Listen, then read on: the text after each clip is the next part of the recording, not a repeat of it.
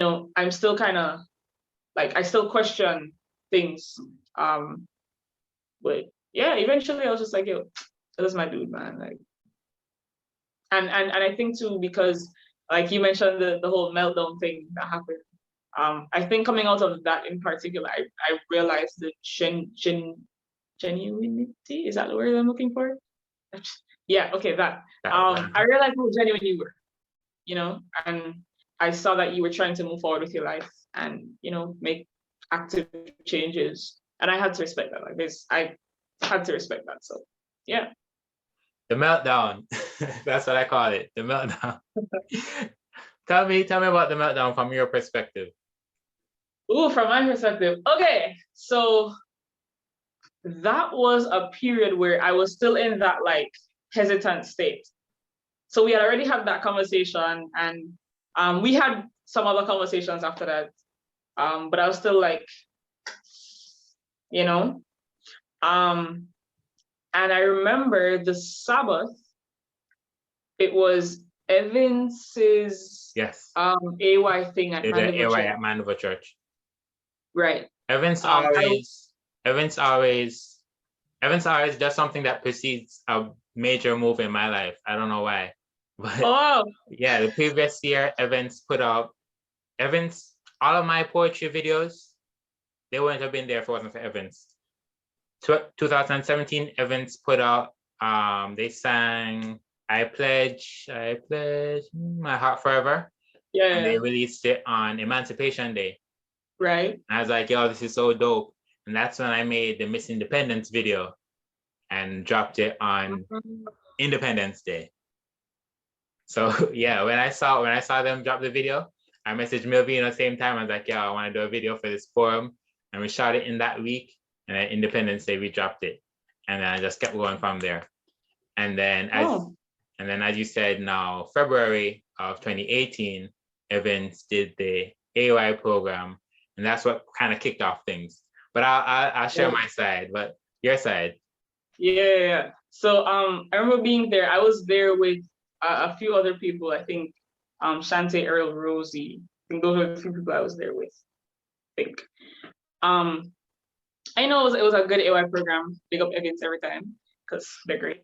And I remember I saw you walking at one point, and I think we spot each other. I'm not 100% sure.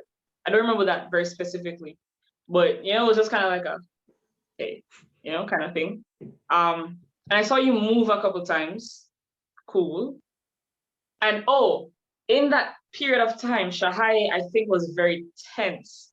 I think that was probably like the same semester when you implemented those like rules about lateness and absence stuff and stuff like that. So Shahaye was in a very tense space at the time. Yeah. And I think that gave me a bit of distance from you as well, because I was like, yo, they're tripping, right? Some people had either left or like were kicked off or some probation or something like that.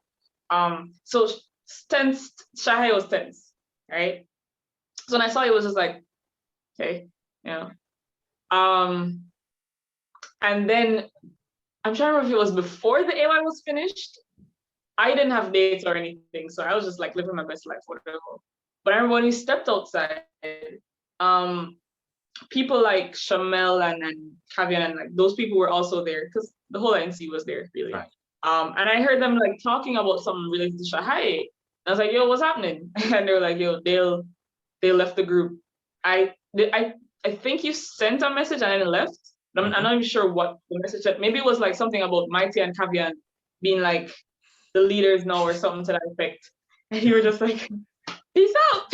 You just left the group, right? And I was like, huh? I was like, what? Like, what? I remember Kavian was like, yo, I ain't trying to be doing the right. And we were all just like confused. And when I got home, the group was like going off, like message after message. Yo, what's happening, Dale? Somebody needs to reach out to Dale. What's going on? And I think Natty was the person who hit you up. If I'm not mistaken, Natty hit you up and she was like, yo, what's going on? And we decided to have a meeting the next day, the Sunday, when we would usually have practice to kind of talk about what happened and figure out where we go from there. Yeah. Should I continue into the Sunday, or should I just let you take over? All right, so let's deal with Sabbath first. All right, so as alluded to earlier, the two Dales who I'm presenting to be and who I really was at the time. Right. So as we would have had these conversations, I was living a wild life at the time, very promiscuous, involved with a lot of females throughout my whole university tenure. What I realized was a lot of my friendships were affected by the life I was living, right? Especially my female friendships, which most of my friendships are. I wish I had more male friends, really do, but most of my relationships were with females. And either me and the female got involved and then the relationship went sour after that, or I tried to get involved with the female and the relationship went sour after that, or the female is friends with somebody I got involved with and the relationship went sour after that, right? So, but naturally for me, I'm a friendly person, so I've always made friends. So there's always like a current friend, and then it kind of just keeps moving on, and so there's always somebody that I'm friends with at the time, but there's all these hundreds of ex-friends building up. So, as you said, the choir was really tense at the time. I went to events program, and I was there with Danielle. Danielle and me were really close at the time, and all of NCU was there. Kingston was there. A lot of people from Kingston came down. A lot of persons from all over came. And I was in this church building with a bunch of people that I know and have interacted with a lot and have no relationship with. And I felt that. I felt like there are all these people that I know. I've been in rehearsals with these people. I've joked, I've laughed, I've went out with these people. I've done a lot with all these people, but I have no relationship with them, right? And so I was sitting downstairs and I'm seeing all these people come in and also not only do I have no relationship with them, but they all have relationship with each other. Like it's just hugs and smiles and laughs, and they're all people I didn't know were friends, and they're friends and they're connecting and all of that. And I'm just like, wow. And I just felt like, I don't know how much of that was reality and how much of that was just in my head.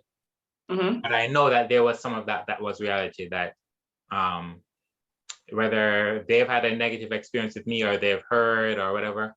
And it was a horrible feeling. And you said that you saw me moving around. I didn't know that you noticed that, but yeah, I was downstairs and then I told Daniel I'd be right back, and I went upstairs just to be by myself. And what nobody knows was there was also a female that was at my house at the time.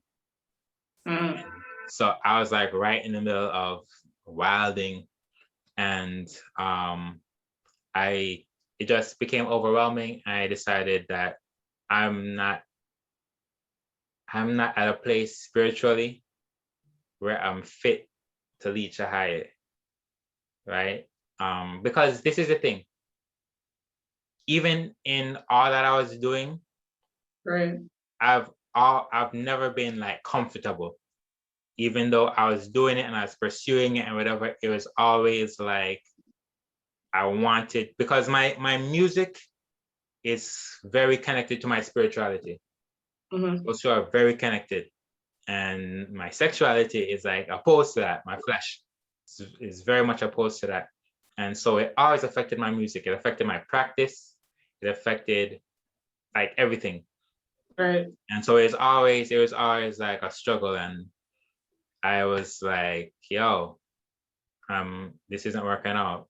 And Shahaye needs to go continue doing what it's doing, but I'm just not I'm not the person for it. Mm. Musically I am, but the most important thing is the spiritual aspect. And yeah, my life.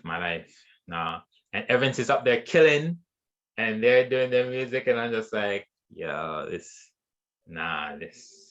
And so I sent a message. I left. I wasn't gonna let nobody see me after this message. I left. I sent the message. I said just that I'm not in a place spiritually or emotionally where I can lead you guys. I'm gonna put poor Mighty and Kevin. I'm gonna put Mighty and Kevin in charge, and that's that. I went home. Did I walk home? I think I walked all the way home. When I reached home, as I told you, a girl was in the house. She doesn't even know this. I was outside on the step. I was crying. I was just there for a good like half an hour, just I wouldn't say bawling, but I was just crying and just kind of thinking about everything. Got myself together, went inside. I asked her to. Did I ask her to leave? I asked her to leave, and she was mad. She was pissed, but she did the things. She left. I was supposed to perform somewhere that night at someplace in Mandeville. I was supposed to perform. So I'm walking after past Mandeville Church. So I cross the street, make sure nobody don't see me. I probably had my hoodie on. I'll make sure nobody sees me. I go, right? So I'm like, yes, clear, nobody don't see me. I'm going to the venue. Yolissa. Was Yes. Yolissa, Abby G. Who else was with them? Michael was on the choir, but he would have known because the venue was near where Yolissa lives. So yeah, so I'm walking, it's kind of outside of the town. So I'm thinking I'm outside of the town, I'm clear. Those four passed me. I don't remember who the fourth person was, but that person was a choir member. And I'm just like, yo, it's crazy. Yeah, I played it off. I don't remember, but they went on about the business. I performed. Now everybody's hitting me up on my phone, yada yada yada. I don't care.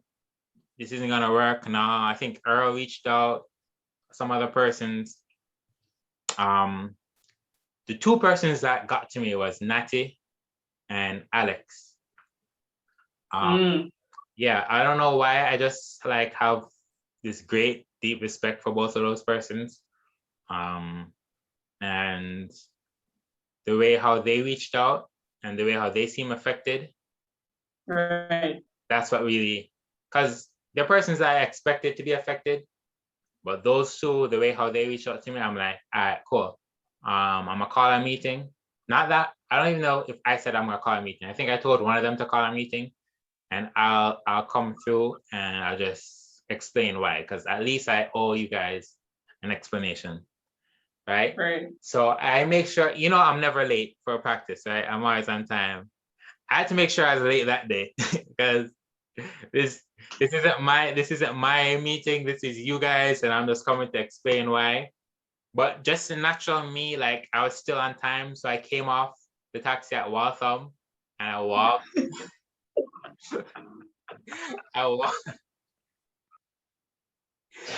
I'm just realizing I've never shared this with anybody. I walked through Waltham, walk up Cedar Gardens. I'm walking mad slow because I know not only am I just naturally always on time, but I know Shahaye is naturally always late. So I have to give them time. I don't want to repeat myself. I want when I share what I'm sharing, that's it. Right. So I walk, I'm crawling up. Finally, I reach, and this was one of the hardest things I had to do, like just walking up those steps up to LTA1. Yeah. And opening that door and facing you guys. But now we're at Sunday. I want you to share your Sunday experience, and then I'll share. Okay, so funny enough, I don't think I went into the meeting with any expectations. Like I was like, I don't know what's gonna happen. Let's just see what happens. Entered the room, I think before you got there, because like I said, you clearly crawled. to get there. I think before you got there, Mighty probably said something like to the choir. He was like, guys, let's just have open mind type of thing. I don't remember exactly what he said, but it was something to that effect. You get there and you start talking, and I know what I know, because by that point you would have like explained to me, yo, I really been doing some foolishness, right? I didn't expect you to say any of that, if I'm being honest. I didn't expect any of that to come from me, because I had no idea what you leaving was connected with, right? So you started talking and stuff, and you started getting into that, and I was like, oh, we're going there. Wow, like he's really gonna be honest about. Wow, okay, cool. And I honestly don't remember everything you said. Right. But I remember like the choir, you could feel the emotion in the room. Yo, like I'm thinking about it, and I'm like kind of getting emotional because it was intense. Because I think Shahaye means a lot to a lot of people, and you talking about your own experience and how you felt like you weren't where you should have been, to lead the choir. I think a lot of people can relate to, even if we weren't like leaders of the choir, we can relate to not feeling where we should be spiritually to be in ministry in the first place. So I think there was a lot of people, like the reactions came from a lot of that relatability. And also just you being open and vulnerable about all of what was happening with you was just kind of like, whoa, that's huge. Like that will naturally affect anyone, and I think did Mighty speak after you? I think he went up and he was like, or he was from around the back and he was like, yo, all right, so Dale, you said all of this, but like, yo, we still want you to be our director, kind of thing. In summation, that was what he was getting at. Like, yeah, we're all going through spiritual stuff, we're all dealing with all this stuff, but we have the choice to make differences in our lives, and with the Holy Spirit we can do, because he's a theology major. Yeah, so and so he was making those points, and he was just like, yo, we're not trying to do Shahaye right now without you, pretty much. Yeah, and I think by the end of the meeting, a bag of people were bawling. I shed like one tear because I'm a thug. And I think by the end of it, you were like, all right, cool, let's do this. Yeah. So, yeah, I remember. Yeah, I really like opened up. I opened up about how I started like living that way, and the things that kind of prompted me to start doing that. And that will be another conversation for another time. But yeah, it was the first time that I was like really confessing these things to like a group of persons. They're like persons like you, and you had our conversations, but like a group of persons. And as you know, Shahaye, you don't have the same relationship with everybody, but yeah. And my plan at the time was just to kind of confess, and then I don't know, maybe just bounce. I don't know. Like that was the plan. But then, as you said, kind of just the reaction that everybody had. I remember Earl seemed to have it, like it really looked like it really affected Earl in terms of, like, I remember Earl was like, yo, I don't know what I'm gonna do. Like, I don't have Shahaye, I don't know what I'm gonna do. And it's like I know Shahaye means a lot to persons, right? But for somebody to say that, like, yo, if Shahaye doesn't exist, like, what am I doing? And I remember Chadi spoke out, and that makes sense. Chadi spoke out as well. As you said, Mighty kind of gave the voice of reason as well as the spiritual things and thing. But I think Earl really connected with me the most. And Okay. I was like, wow. And I remember Yelisa came up. Yelisa was late, but Yelisa came up and she came. That's what I was gonna say something. I just didn't remember, because in my head I remember Yelisa being a very big part of that day. I just don't remember like if she said something or if she did something. I wasn't sure like what her role was in Yeah, I don't think she said anything. She just came up and she was talking to me the whole time. And yeah, and it was necessary. It was necessary for me to, because here's the other thing. I don't know who has heard what in the choir itself. Right. And so this was also the disconnect. Like when I'm giving my little spiritual speech before a song or whatever, I don't know like who in the minds like just rolling their eyes because they heard this or whatever. So it was necessary for me to, those two Dales, to just make them into Dale, and this is who Dale is. Right. And yeah, and then after that, I remember we were supposed to sing the Sabbath, and we were preparing Come Thou Fount. And yeah, and we decided after we had the discussion, I put it to the choir, do we want to, because I think Shamel suggested that we can suspend the choir for a while. And then I put it to the choir and they said, yo, they want to move forward. And I said, all right, let's move forward. And then I started teaching a song.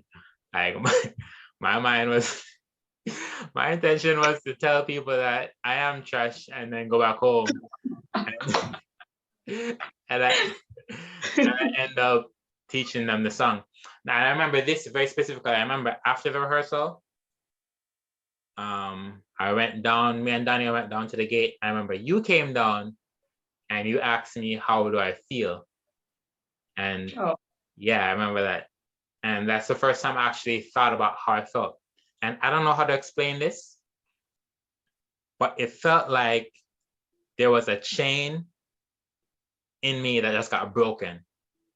Like I felt free from like the life I was living. Right. Just by like just confessing it and just being honest about it. And from that moment on, like that's when I always encourage people, like confession. And I don't mean just, so confession to God is the ultimate, right? Sure. And that's all that's absolutely necessary. But I think it's also helpful if you have some persons that you trust and you can like confess certain things to. And ultimately, if you reach a place where you can actually confess things publicly, I don't think you have to, but if you can get to that first place, I think that's also helpful because it just brings, when things are reality, like in every sense, I think it's easier to tackle than when, you're kind of putting up a front and thing. So that was just helpful for me that day. And I've had many struggles afterwards, but that was the day it started to become easier. And as I said, just having these things out in the open was easier for me to kind of overcome. And yeah, so that was crazy. Yeah, like I'm not even gonna lie, like I respected that so much too. Like that day changed a lot about, as I said, like a lot about how I related to you and how I viewed you, because truth is, when it comes to men in general, they don't talk about stuff, right? Men don't talk about anything. It's usually just like, yo, we're good, and it's done, right? But I think both from an emotional standpoint and a spiritual standpoint, I really respected how just like open and vulnerable you were with everything. And it allowed, I think that day opened up a new space for Shahaye as well to be more real with each other. Because I do think that there was a lot of like a lot of people were putting up fronts, but I think that they also opened up room for Shahaye to be more honest with each other as a choir, to just be like, yo, none of us perfect, we're all struggling with stuff, let's just be real about it. So, and then that Sabbath was one of my probably top 2 Shahaye performances. So we sang Come Thou Fount the week after that? That was the Sunday, and we sang Come Thou Fount the Sabbath. That's crazy. I never realized how close that was, but now it makes sense because, yo, that was... Yes.